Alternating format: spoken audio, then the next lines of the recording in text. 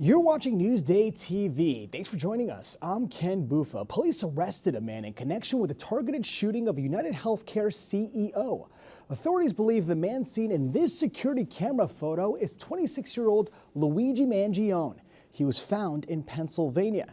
Now, CEO Brian Thompson was gunned down last Wednesday outside of a Midtown hotel. Police say Mangione was found with a weapon consistent with the one used in the deadly shooting. They also recovered clothing, including a mask consistent with those worn by our wanted individual.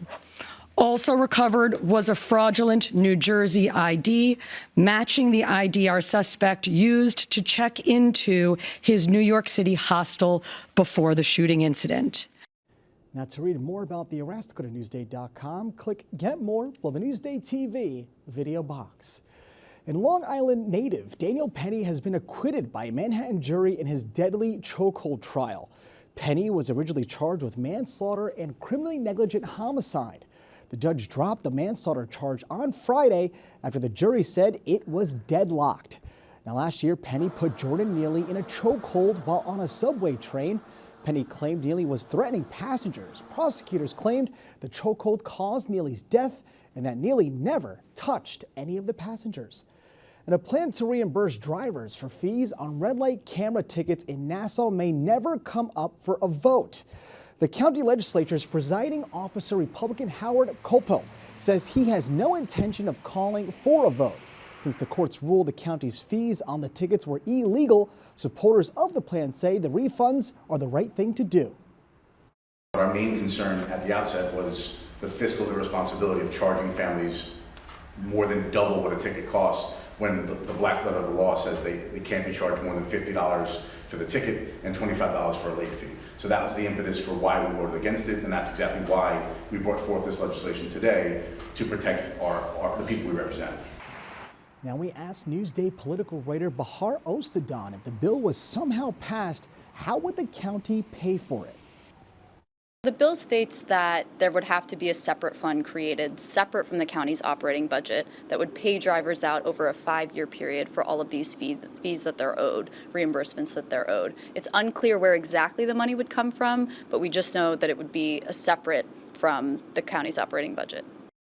Now, to read more about this story, go to Newsday.com, click Get More below the Newsday TV video box. Governor Kathy Hochul wants to send what she calls inflation rebate checks to Long Islanders and people across New York. Now, if approved by state lawmakers, individuals making up to $150,000 a year would get $300. Couples filing jointly making $300K or less would get a $500 check next fall. This is a one-time $3 billion surplus that I believe should be returned to 8.6 million households across New York later this year. For more on this story, go to Newsday.com, click Get More below the Newsday TV video box.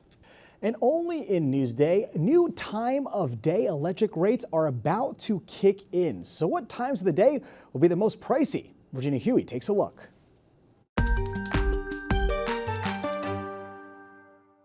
They've been saying to conserve forever, but you need electric to do your thing. It is what it is. Come January, LIPA will begin rolling out its time of day energy rates. The utility says it's supposed to encourage customers to shift power usage to off-peak times by discounting power during those periods, while hiking energy costs during peak times between 3 p.m. and 7 p.m. I think it's unfair because peak hours are different to different people. You know, if you work nights and, you have to do your stuff during the day and vice versa. The rate change was made in order to reduce the use of electricity at the times when demand is highest. Former LIPA trustee Peter Gollin says the plan will save ratepayers money in the long run by reducing carbon emissions and saving LIPA the need to build additional electric grid infrastructure. The cost of construction, the capital costs, go into everybody's rate.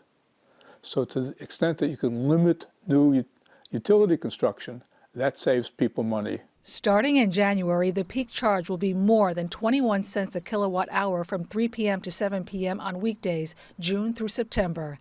That's about double the off-peak rate. the implication is if a lot of people really do follow through with this and shift all their energy use away from that 3 to 7 p.m. period, especially during the summer, the utility can save money and so can customers. Marge Phelan of Great River is willing to give it a try. But if there's an incentive to do it at another time where it saves energy for people and saves money, I don't have a problem with it. Now, if you find the time of day rate doesn't work for you, you can opt out by logging onto your account or calling PSEG. The utility says it will provide a bill credit for the difference. What could happen if most customers decide to opt out? First of all, they won't. Second of all, it will raise the price of electricity a little bit for everybody else. For Newsday TV, I'm Virginia Huey. Now, to read more about the new rate plans, go to Newsday.com, click Get More, well, the Newsday TV video box. And now that the Mets have snagged Juan Soto, fans want to know what's next. The former Yankees slugger still has to pass his physical before they can finalize the 15 years, $765 million deal. It's the most expensive contract in any American sport. Mets beat writer Tim Healy spoke about what this means for New York fans.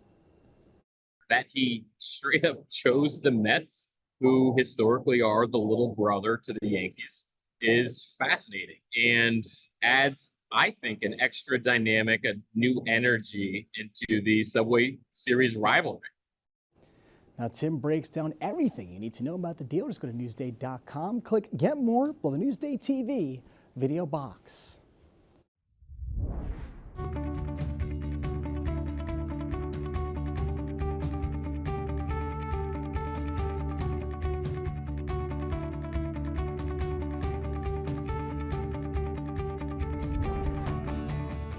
If you're not done with your holiday shopping, we've got some ideas for some great gifts. Elisa DiStefano and Beth Whitehouse look at some of the hottest toys of the season.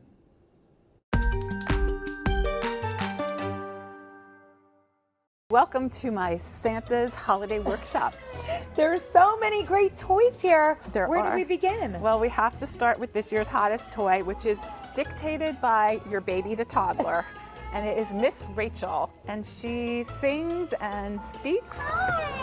I hear that all the time in my house. The kids are mesmerized by Miss Rachel. Namaste. If you go to Goat Yoga, here we have the doll that does different poses. And then, of course, there's Elmo. Elmo's always a hit. This one is Chicken Dance Elmo. We had Tickle Me Elmo craze. Maybe we have Chicken Dance Elmo craze. And then we have... She's heavy. She's heavy, but that's because she does so many things.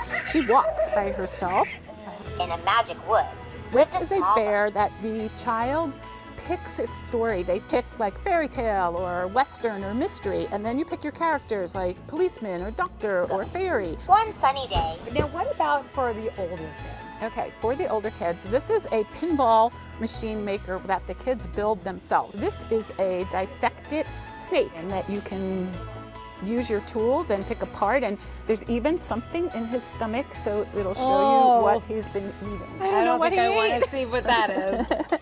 And of course, we cannot forget this. For this one, you'll need to help me out a little here. Elphaba I'm wearing the right color. Glinda. And we have lots of toys that are based on the Wicked movie. This is a Wicked Monopoly. You will see Wicked everything. Can't go wrong with Wicked. This year, Elf on the Shelf is out with a cookbook. I'm sure there are a lot of good Christmas cookie recipes in that cookbook. There's going to be a lot of sweets there. You're going to have a very sweet holiday. For more details on these gifts and so many more, visit our Ultimate Holiday Gift Guide at newsday.com/giftguide. You gotta get this one before it's gone. I think I have to take this one with me. Right, to see Newsday's holiday gift guide, go to Newsday.com, click Get More, or the Newsday TV video box.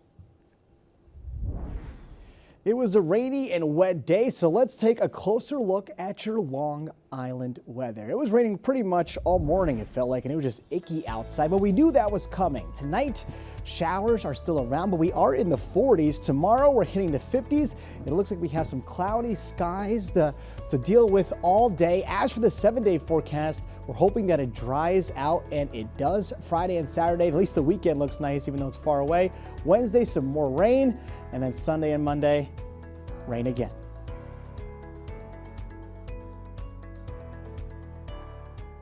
Long Island weather is brought to you by PTRC.